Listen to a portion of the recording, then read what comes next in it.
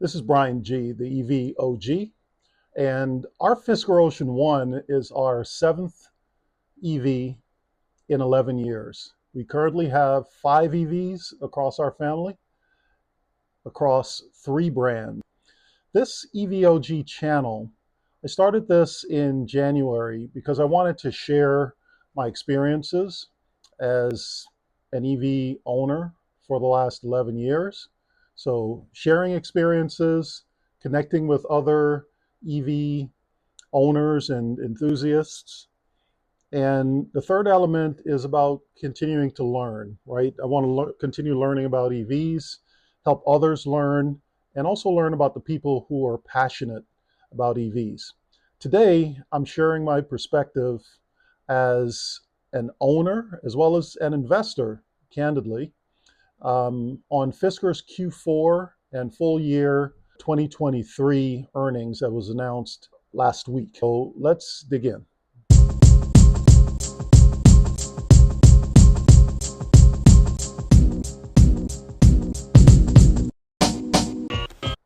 72 hours ago, Fisker held its Q4 and full year earnings call on Thursday, Leap Day, February 29th.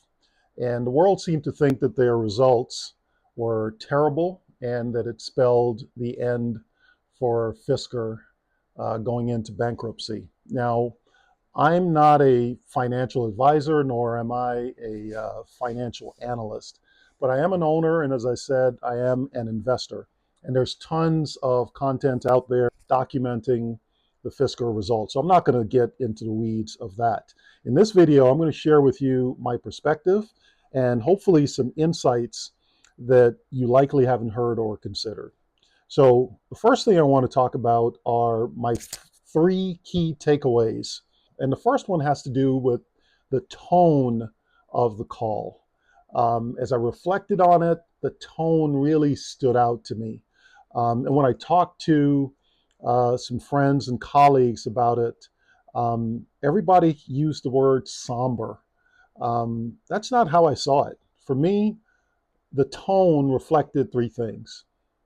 Humility, it was sobering, and realistic was the third descriptor that I would put out there.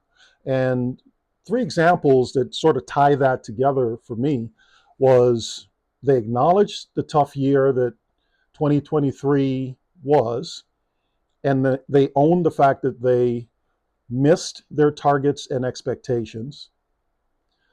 The second example is the target that they set for 2024 of 20 to 22,000 deliveries for 2024. And the third example is the substantial doubt and going concern warning. We need capital. So those are the 3 key takeaways for me. And frankly, none of it was surprising. Second key takeaway was the singular focus that they talked about. Instead of Pear and Alaska and Ronin and all these other things, there's a singular focus on ocean SUV and ocean platform. That's essentially one thing that the company is going to be focused on. That was my second takeaway beyond the tone. The third one is essentially the company's betting on 2 things right now. Number one, the success of the dealer partnerships, and number 2, the signature of a large strategic OEM partner. Now, the former, the dealer partnerships, brings brand awareness. So folks might be coming in to look at a Lexus, and guess what? They're going to see a Fisker Ocean. So the brand awareness there is huge. The dealer partnerships also bring sales delivery. It brings eventually service as well. So it helps Fisker with brand awareness, sales and delivery, as well as service. And it gives dealers the opportunity to get off the sidelines and compete against other EV leaders out there with a very compelling competitor to the world's best-selling EV, the Tesla Model Y. They'll have an opportunity to compete with the Fisker Ocean. The second strategic shift around this OEM partnership agreement, it's essentially bringing three things. It's a large cash investment, and we're talking 400 million plus, call it $500 million invested into Fisker. That's a cash infusion that provides a lifeline for this company to go run their business and take advantage of the opportunity. The second element of the agreement that they talked about is the joint vehicle development, as I said, on Fisker Ocean platform. So that's going to bring licensing revenue for using Fisker's platform. And then the third thing, which is also critically important moving forward, is North American manufacturing. The last thing I'll say about the OEM partnership, this large strategic OEM partnership, is that they are several months into this. They started with multiple OEMs, and now they're down to one that they're focused on and are into due diligence. So the offer sheet is essentially done, and now they're doing due diligence before the paperwork is signed. And as you all probably know by now, Reuters on Friday afternoon reported that that OEM is Nissan. We'll see whether or not that turns out to be true, but it is interesting, if not exciting, nonetheless. So those were my key takeaways. Let's talk about the results at a macro level. 10,193 Oceans produced in 2023, 3,253 delivered in the US. That's viewed as a really bad result. And I think, as I often say, context matters. And the reason that's viewed as a bad result is because Fisker told us they were going to do north of 40,000 deliveries in 2023. Now, 10,000 and change, we're less than 25% of the target that they put out there. And when you do that as a public company, the market will punish you, right? And that's kind of what we've seen. But if we take a step back, and again, I'm going to bring context to those numbers. Tesla in 2012, first partial year of production with the Tesla Model S, delivered 2,650 Model S's in 2012. 2,650. That is 23% fewer vehicles delivered than Fisker in the US last year at 3,253, right? So with that context, I at least have a different view on Fisker's performance, right? Because here we've got the benchmark, and Fisker did better, 23% better in their first partial year.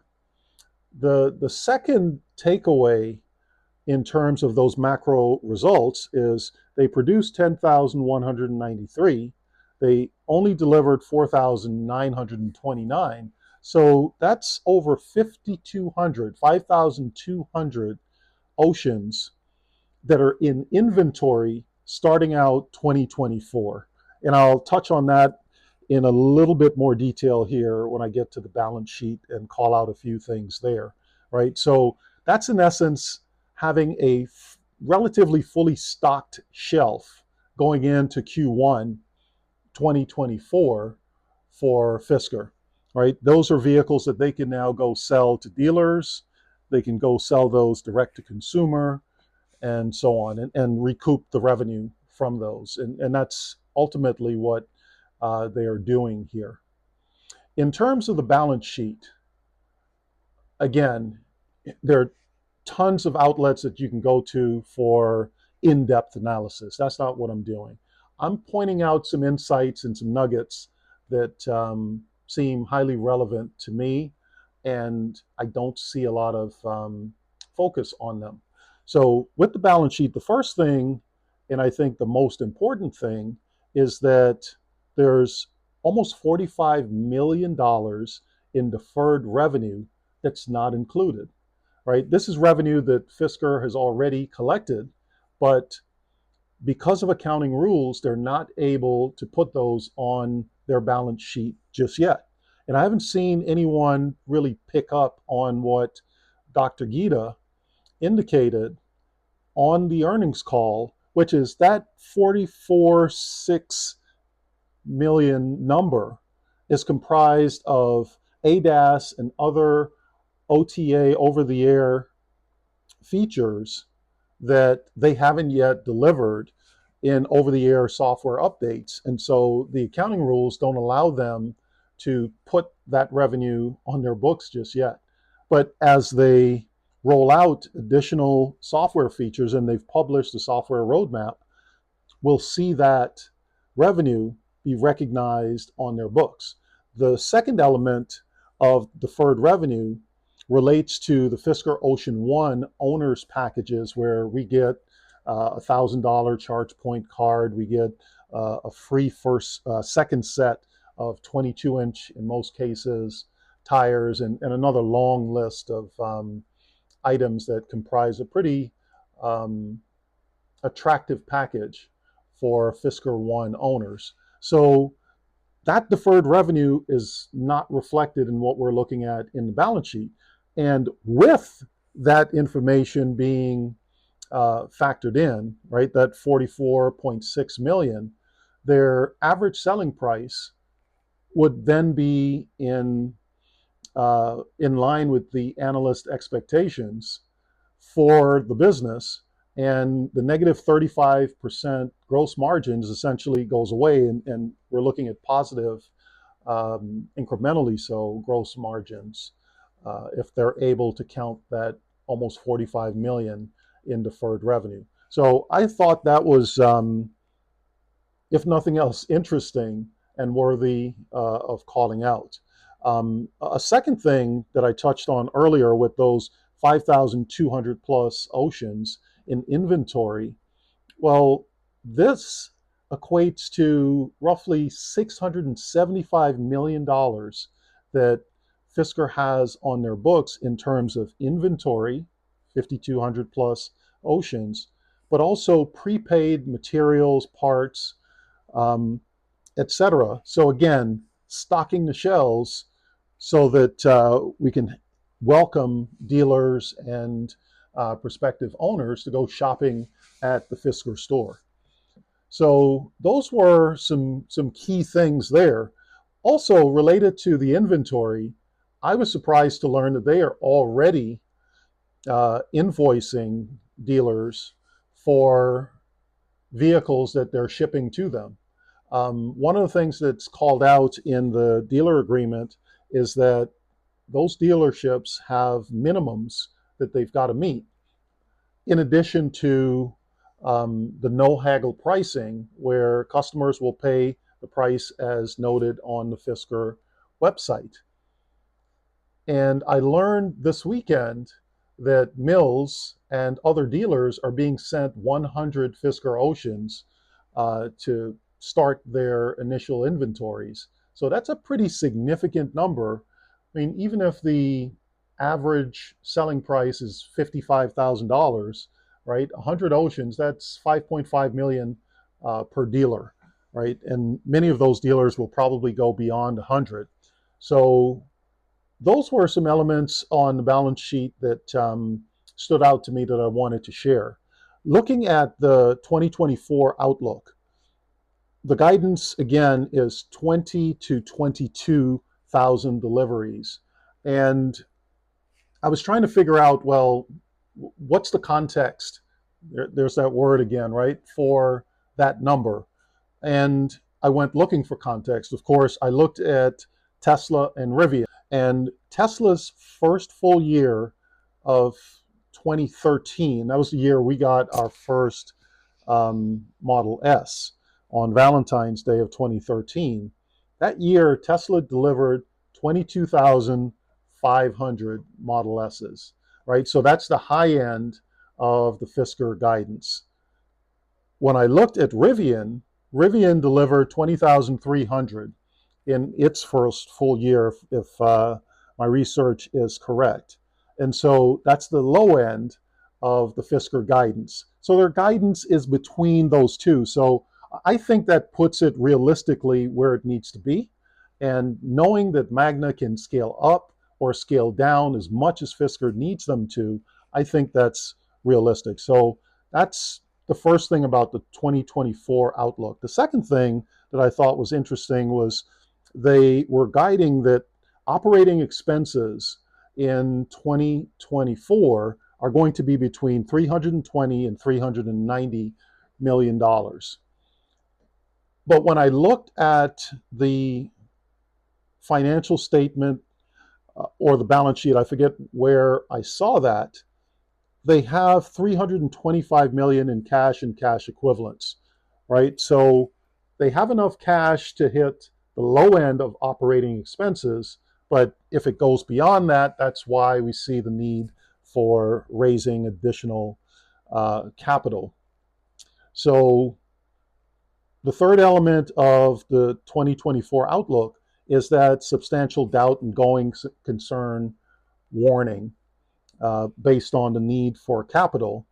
And it comes down to execution on and success on the dealership model, right? That's got to work. And they've also got to go out and sign a large strategic OEM partner to provide that cash infusion in the way of an investment, as well as licensing of the Fisker Ocean platform for joint vehicle development, and lastly, North American manufacturing. So that could be huge. And frankly, coming out of the earnings call on Thursday afternoon, well, for me, it was Thursday evening when I listened to it. It kind of felt like a pie in the sky, but certainly the Reuters news report on Friday makes it seem that this thing's real. And listening to Henrik on a number of news outlets talk about it, it's not something that's just come up. This is something that they've been negotiating for several months. They seem to have an offer ready to go, and they're going through due diligence to close the transaction. So that's pretty darn exciting to see. So that was the outlook for 2024. But there was also something that was missing in this earnings call that I haven't heard anybody talk about. And that is there were no carbon credit sales. We just talked about the fact that they produced over 10,190 vehicles. They delivered over 4,900, over 3,250 here in the US, and there was no revenue from carbon credit sales. For context, there's that word again. Tesla had almost $1.8 billion in carbon credit sales hit their books in 2023, right? So it seems like perhaps there was a bit of a missed opportunity there to get a little bit of revenue from that stream. But I haven't heard much, and it certainly wasn't referenced in the 2024 outlook, right? If we're going to go out there and deliver 20 to 22,000 vehicles, I would expect that there's an opportunity there to be able to sell some of those carbon credits to drive additional revenue for a company that needs it. So that seems like a fairly big miss, and maybe there are some other reasons that I'm unaware of. So if there are, please comment and educate me. As I said, one of my key tenets for this channel is learning, and I'm looking to learn here myself as well. So those were my thoughts. In closing, there are a few things I want to close out here with. The first one is my position on Fisker after this earnings call is unchanged. I continue to be cautiously optimistic, and I'll talk about where the caution is coming from. The optimism is definitely coming from the vehicle in our garage. I am loving our Fisker Ocean more and more with every drive, and my ownership experience continues to improve. I've had the benefit of experiencing both mobile service working on my vehicle here in our garage, as well as mobile service picking up our vehicle and taking it to the Owings Mills Service Center, and returning to us with all of the repairs done in the same day. And I'm proud to say that as of last Thursday, the same day as the earnings call, all of our service items are closed out. So, as much as I enjoyed interacting with our service tech, I hope I don't ever have to see him again, right? We've exchanged numbers so we can text, but our ocean is in tip-top shape and we have no other items. Everything's closed out.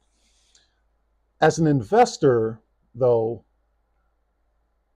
I really like the tone, as I said, of that meeting.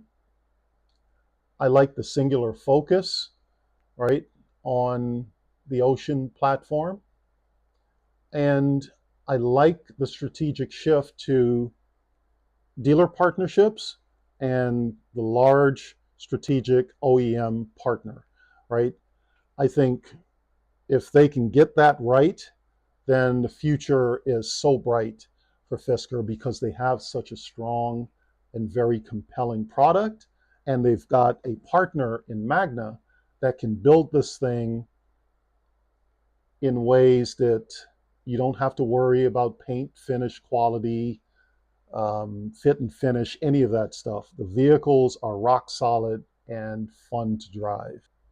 The other thought that I had in closing is I saw the writer's article saying that the OEM is Nissan, but I'll believe it when that announcement is of an actual signed agreement, right? I still think that it could be someone else, right, besides Nissan. I'm not even going to get into the speculation there. But what the article did is it provided validation that this thing's real, right? Henrik and team aren't just putting that out there as something for a lifeline. It's something they've been working on for many months, and they're close to an agreement with it there in the relatively near term. I don't see how that leak to Reuters helps Fisker or Nissan. So there's something that I'm not understanding there. So again, I'm going to wait and look forward to announcement of a signed agreement. And that brings me to my final closing thought. And that thought is there needs to be a significant change in the boardroom at Fisker. Even if the dealer partnership model works and works well, and Fisker secures a large strategic OEM partner, how many of us are confident that this leadership team can and will execute efficiently and effectively to run the business and take advantage of the tremendous opportunity that's in front of them? I have my doubts, if I'm being brutally honest here. The leadership team has been expanded here over the last couple of months, but my primary concern remains Fisker needs a chief operating officer that knows how to run an EV tech company. And it also needs a chief financial officer who knows how to do the same. Chief operating officer and CFO are immensely broad, complex, difficult, and extremely important roles within any organization, let alone a startup EV in a hyper-competitive global market, right? And for me, I see this as the limiting factor right now for Fisker to ask really anyone to wear both CFO and COO hats. I don't see how that's a realistic ask, including someone as accomplished and smart as Dr. Gita. To ask her to execute on both of these critical roles, I don't see how that continues to make sense. If I think about Fisker's failure to submit its 10K for a second consecutive fiscal quarter, the first time they did this is really when the stock started to fall off a cliff, right? And for the second quarter in a row, we have the same thing happening again. That is exhibit one of the evidence, in my opinion, that Fisker needs a CFO or a COO, right? That's something that's got to change, because it really calls into question: is Fisker's house in order? Are Fisker's books in order? Right? Is there an issue of competence? Right? That's what that does. Is it creates all sorts of FUD, right? Fear, uncertainty, and doubt. Not to mention other questions. So I'm hoping that large strategic OEM negotiates this change into the agreement to bolster Fisker's chances of successful business execution moving forward. Thank you very much for watching. If you learned something, gained a new insight, or found this interesting, please like, subscribe, comment, and share the video. I have lots of additional content on our Rivian R1T, including charging it on Tesla superchargers. I've got some interviews from the Maryland Fisker test drive event this weekend that, again, is going to provide some interesting insights and much more content. When I started this channel in January this year, my goal was 1,000 subscribers by the end of this year. Thanks to your really overwhelming and frankly humbling response, we're at 700 as of now. So my revised goal is to get to 1,000 subscribers by tax day, April 15th this year. So please subscribe if you haven't done so already, and let's make this thing happen by the end of March. We don't need to wait for April 15th. So hope to see you on the next one, and thanks again for watching.